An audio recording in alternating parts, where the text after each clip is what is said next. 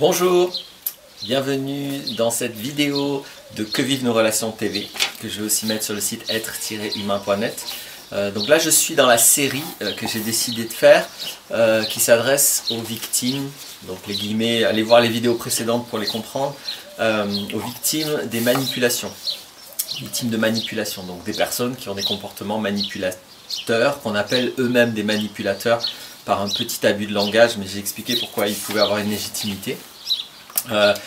Cette vidéo-ci, donc j'en ai fait 3 déjà, hein. Celle-ci, elle va se concentrer très précisément sur une des caractéristiques de la manipulation et donc des comportements manipulateurs et donc de ce que les personnes qu'on appelle manipulateurs ou manipulatrices, hein, évidemment il y a des femmes aussi, ce qu'elles peuvent utiliser très souvent.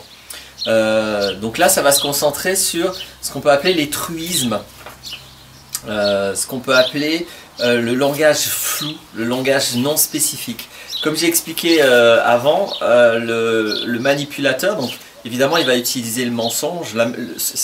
La manipulation, c'est une imposture de fond, allez voir la vidéo juste avant, qui nécessite de trouver les moyens de couper l'autre de la réalité. Ou en tout cas lui quand il parle de ne pas être en rapport avec la réalité, mais d'être en rapport avec tout un univers sémantique qui va lui permettre d'obtenir ce qu'il cherche à obtenir. Donc le manipulateur cherche en permanence à ne jamais s'engager lui, à ne jamais prendre ses responsabilités, à toujours cacher qui il est vraiment, et il a besoin de cacher des tas de choses, à la fois de ses actions à lui, mais de diverses situations, afin de manipuler, afin d'avoir une emprise sur la personne qui croit ce qu'il raconte. Donc un des moyens d'identifier les manipulateurs, et puis du coup aussi de pouvoir y répondre, de pouvoir se positionner, et puis de pouvoir poser des questions, enfin si on a un doute, de voir un petit peu ce qu'il y a derrière le comportement de certaines personnes, eh bien c'est de bien comprendre cette notion. Donc encore une fois, il va y en avoir plusieurs. Là, cette vidéo-ci se concentre uniquement sur un aspect, qui est le parler flou, qui est le fait d'être non spécifique dans son expression, qui est le fameux truisme. Alors, pour bien comprendre, j'ai pris un exemple, donc j'ai prévenu dès le début, ces vidéos peuvent aussi bien s'adresser à tous les citoyens qui estiment qu'ils sont victimes d'une certaine manière de manipulateurs politiques ou industriels ou dans d'autres domaines. Et bien sûr, ce que je vais dire, c'est aussi utile dans des espaces beaucoup plus intimes, beaucoup plus privés, dans le cadre d'un couple ou le cadre d'une famille, dans un cadre professionnel. C'est dans strictement tous les domaines, du plus proche au plus large, on peut finalement vivre les conséquences de comportements manipulateurs. Donc là j'ai pris un exemple de ce que on va faire aujourd'hui, que je trouve absolument génial. En tout cas c'est un cas d'école. C'est un ministre qui a créé un mouvement politique, et dans la promotion du mouvement, voici par exemple ce qui est dit. Donc je vais le lire, puis après je vais bien vous montrer. Donc quand on écoute les Français, on entend partout la même chose. Il faudrait que ça bouge, il faudrait essayer des idées neuves, aller plus loin, oser, en finir avec l'immobilisme. C'est le mal d'un pays sclérosé par les blocages politiques et sociaux qui préservent les privilèges de quelques-uns au détriment de millions d'autres. Des blocages économiques qui font que l'ascenseur social est en panne pour des millions de Français. On ne fera pas la France de demain sans faire appel aux idées neuves. Voilà, bon, c'est beaucoup plus long que ça. Mais là, j'ai pris un extrait. Il est impossible de ne pas être d'accord avec ça, en fait. Si vous écoutez au premier degré, tout le monde est d'accord avec ça. C'est un tas de truismes, c'est-à-dire d'évidences, d'expressions non spécifiques, c'est-à-dire qu'en fait, qu'il ne veut rien dire. Concrètement, c'est pas de quoi on parle, on va le refaire point par point pour que vous le voyez. Et ce qui est très important de comprendre, c'est que si vous n'êtes pas attentif à cette technique, quand vous écoutez quelqu'un qui parle comme ça, en fait vous comblez les vides.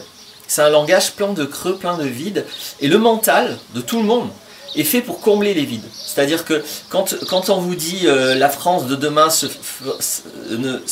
on ne fera pas la France de demain sans faire appel aux idées neuves, si vous ne faites pas attention, vous allez mettre là-dedans vos propres espoirs, vos propres idées que vous considérez comme neuves par rapport au futur de la France. Et donc vous comblez, la personne ne vous dit rien, on ne sait pas de quel futur elle parle, on ne sait pas de quelle idée elle parle, mais si vous ne faites pas attention, Vous allez dire, ah oui, oui, il a raison, lui. Parce que simplement, idées neuves, pour vous, ça va être vos idées neuves, ce que vous pensez être des idées neuves. Et le futur de la France, vous en avez une idée. Et vous en avez des envies, vous en avez des espoirs. Et là-dedans, si vous ne faites pas attention, votre mental va y projeter exactement ce que vous pensez. C'est pas ce que l'autre pense. C'est uniquement ce que vous pensez. Donc la plupart du temps, l'art du manipulateur dans sa communication, ça va être de ne rien dire. Ça utilise du langage non spécifique, utiliser des truismes, utiliser des grandes évidences, des choses très larges, très vagues, pour que sans que vous y fassiez attention, vous avez l'impression d'être d'accord, parce que vous, votre cerveau, il est fait, comme le cerveau de tous les humains, pour combler les vides. C'est-à-dire pour y mettre votre spécificité à vous. Et vous voyez, du début à la fin, il n'y a que ça. Alors bien sûr, ça commence avec quand on écoute les Français. Donc ça veut dire, attention, c'est pas moi qui vous parle, hein, c'est vous-même qui parlez là, donc je vous écoute. Donc évidemment, les Français pensent pas tous la même chose, et écouter les Français, ça ne veut strictement rien dire, puisque chaque Français va avoir des idées différentes, donc on ne peut pas écouter les Français. Et puis la suite n'est pas du tout le résultat d'une écoute, mais le résultat d'une habileté de manipulation. Donc ça commence par de la manipulation, et on entend partout, alors au cas où la généralisation d'avant n'était pas assez forte, partout on entend la même chose, voilà, c'est dit, hein. Tous les Français pensent partout pareil, alors c'est aussi pour vous mettre dans un groupe. C'est comme si d'emblée, si vous écoutez ça et si vous croyez déjà ces premiers mots, vous vous sentez appartenir à une masse, à un groupe, à quelque chose d'important, etc. C'est juste le fantasme du politicien qui lui a besoin d'une masse pour vivre, hein. Donc il faut que son parti politique soit rempli de ça. Donc ça, c'est uniquement le besoin du politicien, mais il essaye de le créer, ça n'existe pas, hein. Donc il faudrait que ça bouge. Il faudrait que ça bouge. Bah oui, d'accord. Donc on ne sait pas vers où, on ne sait pas pourquoi, on ne sait pas comment, on ne sait pas pourquoi, pour créer quoi concrètement. Donc vous voyez, il faudrait que ça bouge, ça ne veut rien dire. Ou plutôt, plus précisément, ça veut tout dire. Il faudrait que ça bouge. N'importe quel humain, dans n'importe quelle situation, à moins de ne vouloir que rien ne change et qu'il soit dans une situation absolument idéale, peut formuler l'idée, il faudrait que ça bouge. Voilà, il faudrait que ça bouge, veut tout dire, hein, c'est encore mieux que ne rien dire. Mais rien n'est dit là-dedans. Le politicien ne dit pas dans quel sens il faudrait que ça bouge. Ensuite, il faudrait essayer des idées neuves. Donc voilà encore une chose qui veut tout dire, pas qui ne veut rien dire. Mais du coup, vous comprenez que ça revient au même, hein, qui veut tout dire, qui veut rien dire, parce que quelles idées neuves, pourquoi, à propos de quoi, sur quel sujet, rien n'est spécifié. Vous voyez, on est dans le non spécifique, c'est du langage non spécifique. C'est des creux que vous pourrez remplir, peut-être vous dire, ah oui, il a raison. Si vous considérez que vos idées sont neuves, et si vous considérez qu'il faut que ça bouge, il y en a marre, quand vous considérez ça, vous avez des idées précises, vous pensez à des choses précises, peut-être vous pensez à votre situation dans votre travail, peut-être vous pensez à la situation de vos enfants à l'école, peut-être vous pensez à la situation géopolitique de la France, peut-être vous pensez en tant qu'entrepreneur à votre entreprise. Donc tout ça, il n'y a rien qui est spécifié, on ne sait pas. Mais si vous ne faites pas attention, vous pourrez considérer qu'il a raison. Il a forcément raison, puisque ces phrases veulent tout dire. Allez plus loin. Bon, ok, allez plus loin. J'espère que j'ai plus besoin de préciser, là vous voyez bien pourquoi aller plus loin, une phrase qui veut tout dire. Oser, ouais, il faut oser, ça c'est important, hein. Oser quoi, dans quelle situation, comment, rien n'est spécifié. En finir avec l'immobilisme. Donc vous voyez qu'en fait, en même temps, tout ça veut dire la même chose, hein, en passant au niveau sémantique. Il faut que ça bouge, pas d'immobilisme, oser, aller plus loin, idée neuve, c'est... alors il y a un autre président qui a résumé tout ça, hein. C'est le changement, c'est maintenant. Bon, vous n'avez pas précisé lequel, donc c'est ça la feinte. Donc si vous ne réfléchissez pas au fait qu'on vous dit le changement c'est maintenant, mais qu'on vous parle de manière non spécifique, vous pourrez dire oui, il a raison, c'est vrai, il faut changer. Oui, mais il a changé, hein, c'est juste que vous n'avez peut-être pas prévenu ce qu'il allait changer. Donc attention au langage non spécifique, attention au truisme, attention aux phrases qui veulent tout dire. C'est de la manipulation. Et les gens qui parlent toujours comme ça, c'est qu'ils ont quelque chose à cacher.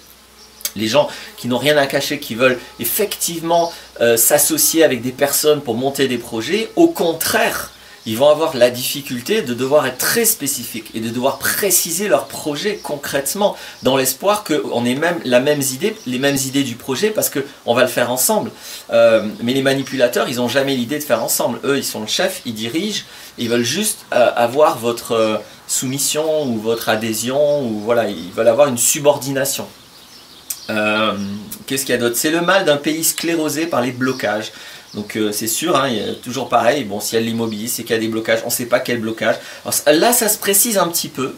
On quitte le non spécifique absolu pour être un tout petit peu, vous voyez, au lieu d'être là, on est là. Les blocages politiques et sociaux qui préservent les privilèges de quelques-uns au détriment de millions d'autres. Alors ça, c'est sûr qui n'est pas d'accord avec ça. Bien sûr, la personne qui parle, elle fait partie des privilégiés. Donc peut-être qu'elle devrait quitter ses privilèges, comme ça on verrait que sa parole est suivie d'action. Évidemment que ce n'est pas ce qu'elle fait. Et donc là encore, même si c'est un petit peu spécifique, on ne sait pas de quel privilège il parle, on ne sait pas lesquels millions vont être sauvés par ce nouveau parti politique. On sait que ce nouveau parti politique a besoin de racoler ces millions-là, ça c'est la seule chose que ça veut dire. Quels privilèges, quels privilégiés et comment on va changer ça, c'est surtout ça qui aurait été intéressant de préciser, hein, pour s'engager. Vous comprenez bien que l'intérêt là-dedans, c'est uniquement qu'on soit d'accord avec la personne qui s'exprime comme ça, ou en l'occurrence le parti qui s'exprime comme ça, mais sinon, la personne ne s'engage à rien. Elle pourra toujours dire non, mais c'est pas ça que je voulais dire, c'est pas ça que j'ai dit. En ce moment, les politiciens prônent la démocratie et prônent le fait d'écouter les Français et prônent le fait que quand on vote, c'est important. C'est rigolo que ce soit des personnes qui font tout le contraire de ce pourquoi ils ont été élus. Ils ont été élus avec un programme et tout ce qu'ils font n'était pas dans le programme.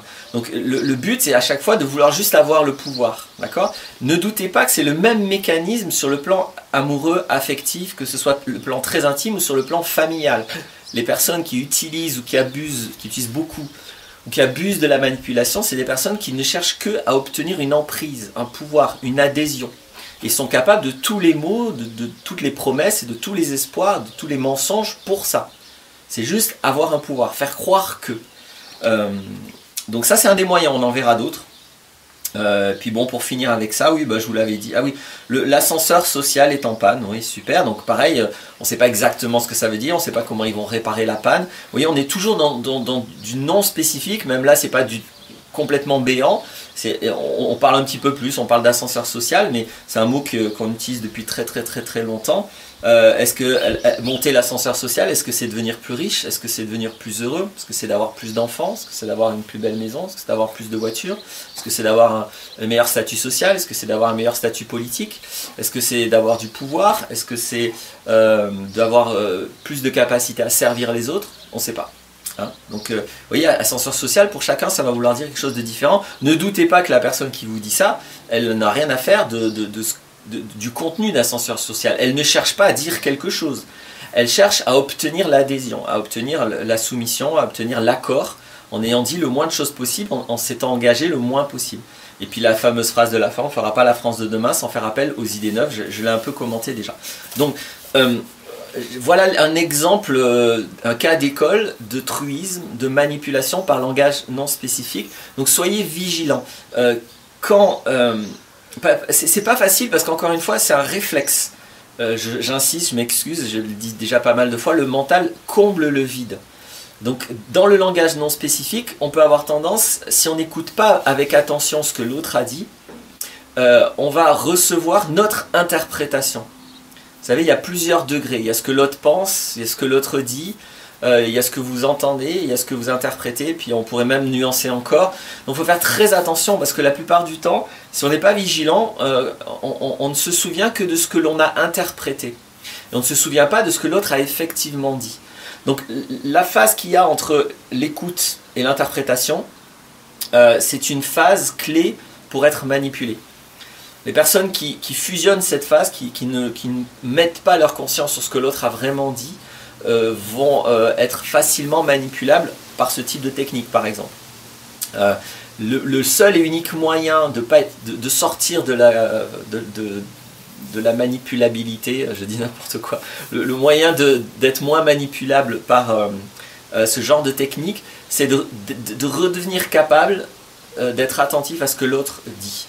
Et du coup de poser des questions quand c'est pas spécifique.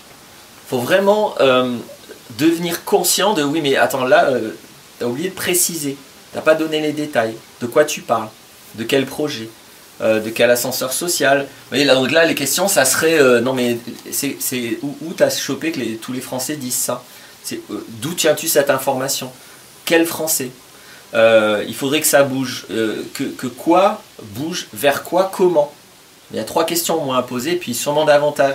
Pour essayer des idées neuves. Quelle idée? Dans quel domaine? Pour régler quel problème? Avec quelle solution? Avec quels moyens pour les solutions? Vous voyez, il y en a un paquet de questions à poser. Aller plus loin, donc toujours les mêmes questions. Aller où? Dans quel contexte? Comment? Pourquoi? Pour régler quel problème? Ou pour aller de où? Pour aller où précisément? Etc. etc.